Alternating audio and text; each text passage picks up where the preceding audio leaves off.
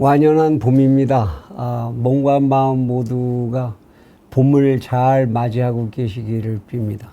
채널 24K 하석영의 단도직입입니다. 언론 매체를 비롯해서 시중에 맑게나 한다는 분들, 그리고 점잖게 세상에 가르침 한 수씩 두고 싶어하는 분들, 그들에게서 가장 많이 나오고 있는 말이 통합이라는 말이죠. 그리고 협치라는 말입니다. 사실 이 말은 이번에만 등장한 게 아니라 역대 정권이 출범할 때마다 늘 등장했던 말입니다. 한 번도 예외가 없죠. 통합해야 됩니다. 국민을 통합시켜야 합니다. 후보들도 또는 당선자들도 전부 그 말에 매달렸죠. 통합해야 됩니다. 통합시키겠습니다. 하나가 되겠습니다. 그런데 그 말을 우리가 그렇게 오랫동안 들었지만 우리 세상은 달라졌나요? 국민적인 통합이나 협치라는 것은 아무 때나 아무나 원한다고 그렇게 이루어지는 이상적인 상황이라는 건 아닌 것이죠. 인간 세상에서 어쩌면 가장 이루기 어려운 과제가 통합이고 협치죠. 몇 안 되는 가족끼리 글쎄요, 얼만큼들 통합하시는지 모르겠습니다. 어떻게 통합들을 하시는지. 사랑한다고 그렇게 너 아니면 죽고 못 살아 그런 사람들 사이에서 우리나라 이혼율이 40%가 넘어가니까 그 통합이 별로 쉽지 않은 것 같습니다. 인간들 사이에서 특히나 이렇게 5천만이 넘는 이런 인간들이 모여 사는 사회에서 통합이라는 것이 이루어지려면 그건 대개는 전쟁이 일어났다든지 뭐 이런 위기에 외부의 압박에 의해서 위기라는 것이 강제되거나 아니면 정말 그 집단들은 그냥 성인군자들만 모여 살아서 그 구성원이 전부 이기심을 극복한 상태에 도달한 상황. 이런 때나 가능한 얘기겠죠. 희망사항이죠. 전 인류가 항상 희망하는 것이 평화이다라는 것과 같은 것이고 인간은 평등하게 살면 좋다라는 것 같은 이런 또 하나의 인간들이 가지고 있는 영원히 이루어지지 않을지도 모르는 거의 그럴 가능성이 높은 그런 이상적 언어 중에 하나가 아닌가 그런 생각을 솔직히 하게 됩니다.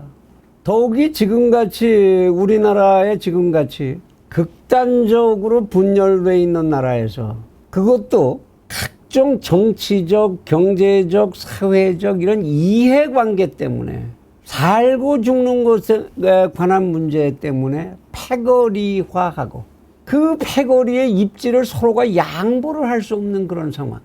그런 상황 속에서 입에서 말하기 좋다라고 그래서 그럼 말하면 근사해 보인다고 해서 손쉽게 통합, 협치 이런 얘기 해봤자 결국은 그러한 언어를 이용한 어정쩡한 기회주의자들에게 놀이터나 만들어주는 것 이외에 어떤 효과가 있을지 저는 솔직히 의문을 갖습니다.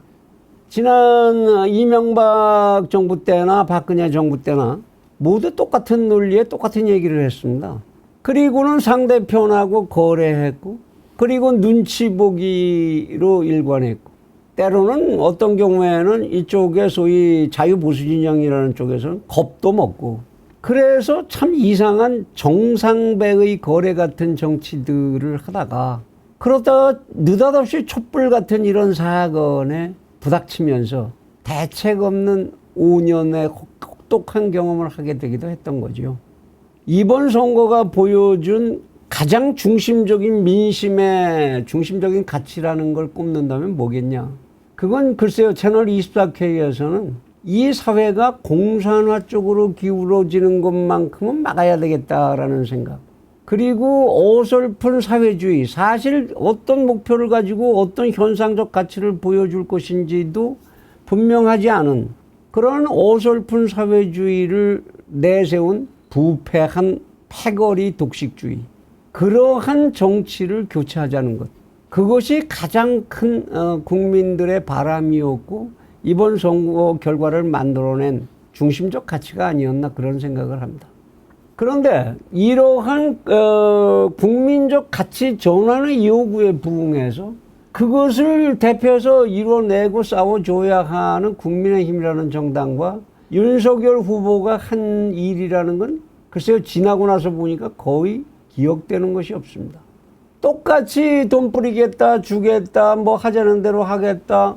포퓰리즘, 그리고 분명하게 무슨 가슴을 빵 치는 그런 방향도 있었네 이런 거 보여주지 못하는 무정견, 그것밖에 기억이 남지를 않았습니다. 그러나 다행인지 하여튼 윤석열 후보, 윤석열 당선자의 상대적으로 나은 인간적인 우세함, 그리고 적어도 안보관에 있어서만큼은 의지할 만하다라는 그러한 자세, 그런 것 정도, 그것이 이런 결과를 만들어내는데 역할을 했겠죠. 사실 우리 채널 24K가 여러 번 얘기합니다마는 원론적인 선거 전략, 교과서에 나오는 정치학 개론 교과서에 나오는 원론적인 선거 전략만 제대로 이행을 했다고 하더라도 아마도 6대4 이상의 그런 투표의 결집력은 만들어낼 수 있었을 거 아닐까. 그런 조건들을 스스로들의 무능과 그리고 내부적인 입속 계산으로 그러한 가능성을 오히려 까먹은 결과, 그것이 이번 선거의 결과가 아닌가. 그런데 이런 선거의 결과를 놓고 반성을 하기는커녕 뭐 대통령직 인수위원장 자리, 국무총리 자리 무슨 이런 따위 논공 행상을 벌이는 모습이 참 어떻게 보면 괘씸하게 보이기도 합니다.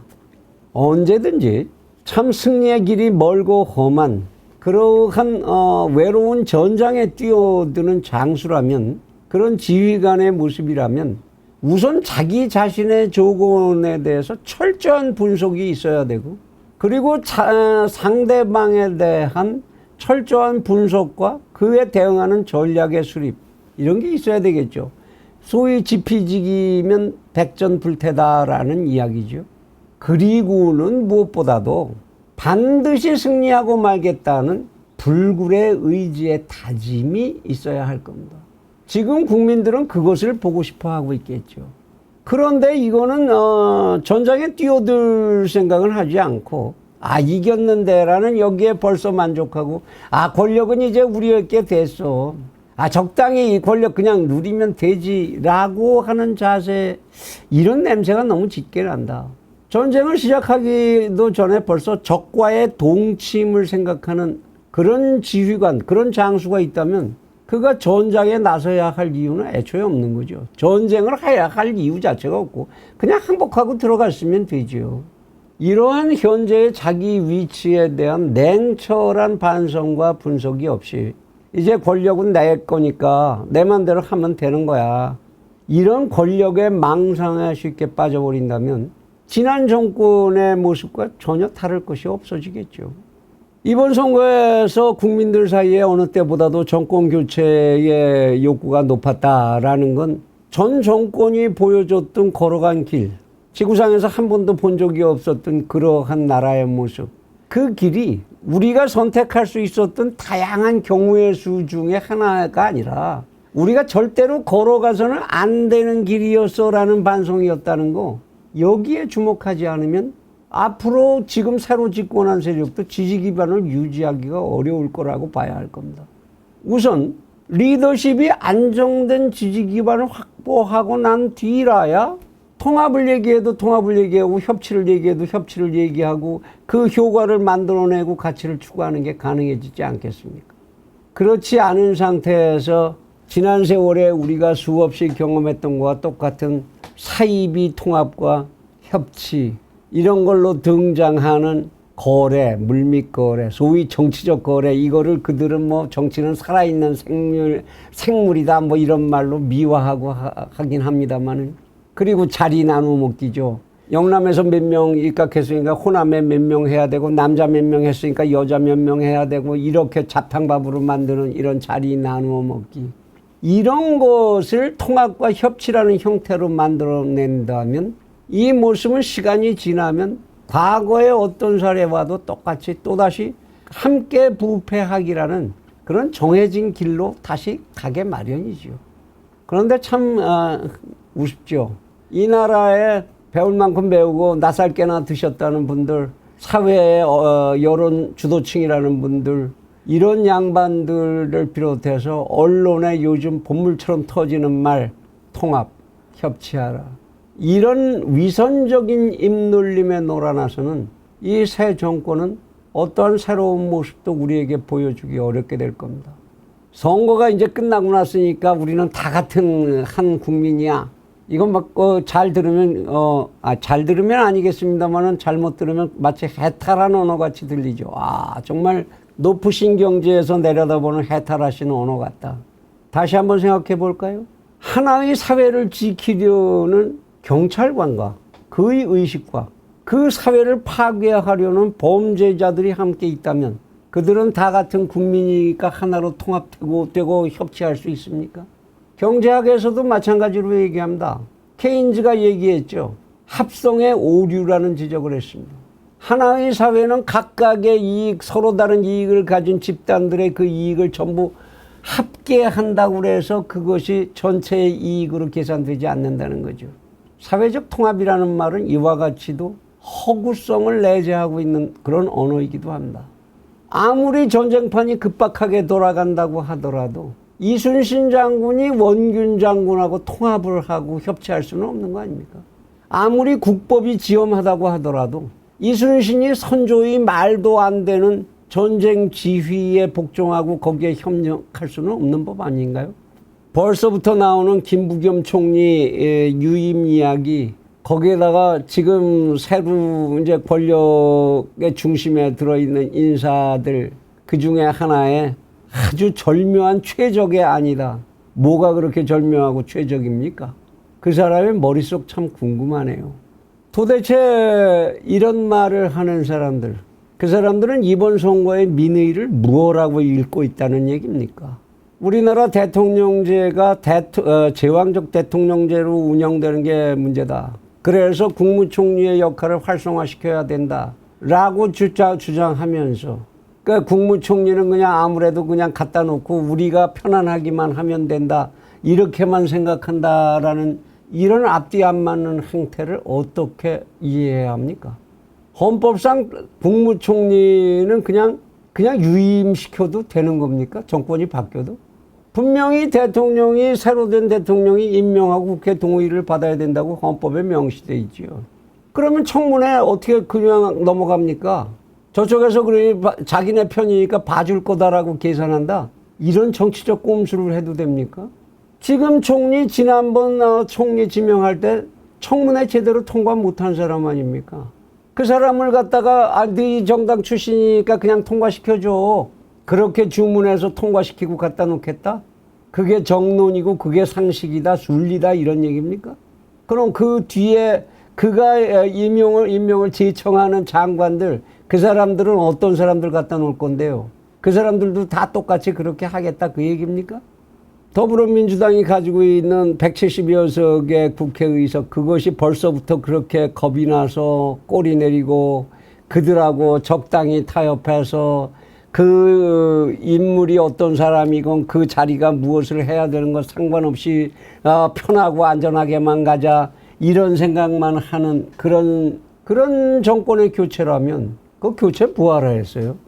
결국은 새로운 집권 세력이 꿈꾸는 정치, 그 정치 또한 헌법 정신의 구현도, 상식과 법치의 정립도 그것도 다 아니고 자신들이 마치 별개의 재주와 식견이라도 있는 것처럼 둘러대기 좋아하는 정치는 생명체, 생물이에요.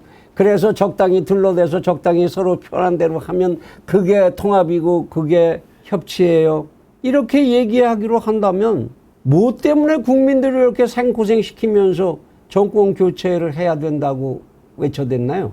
시작도 해보기 전에 벌써부터 그 하찮은 의석수에 기가 죽어서 전전긍긍하고 꼬리를 감아서 사타구니 사이로 집어넣는 이런 도무지 패기와 열정이라는 것을 느껴볼 수가 없는 국민의힘이라는 정당의 미래가 참으로 암울해 보입니다. 과감히 돌파하고 의석수로 부족해서 애를 먹으면 애를 먹는 모습을 국민들에게 보여주고 그를 통해서 지방자치 선거를 정면으로 부딪혀서 승리하고 나가고 그 다음에 닥칠 국회의원 선거를 겨냥할 생각을 해야 되지 않나요? 한나라가 풍전등화의 상황에 놓였을 때 결연하게 신상유 12라는 상소를 올렸던, 저에게는 아직도 12척의 배가 있습니다 라는 상소를 올렸던, 그리고 그런 인식 속에서 자기의 부하들을 필생즉사, 필사즉생이라는 그러한 구호로 격려하고 이끌면서 이 민족을 갓난에서 구해냈던 이 충무공의 후손은 이제 이 땅에 씨가 말라버린 겁니까? 윤 당선자에게 단도직입으로 주문합니다. 이제 큰 형님 리더십 같은 그런 조폭세계나 존재할 수 있고, 또는 공직자의 법에 의해서 주어진 권력자의 세계에서나 통할 수 있는 그런 리더십 제고해 주기를 권합니다. 윤 당선자에게 지금 필요한 것은 큰 형님 리더십이 아니라 멸사봉공의 리더십이고 살신 애국의 리더십이어야 한다는 사실, 이 사실을 한시도 마음에서 내려놓지 마시기를 권합니다.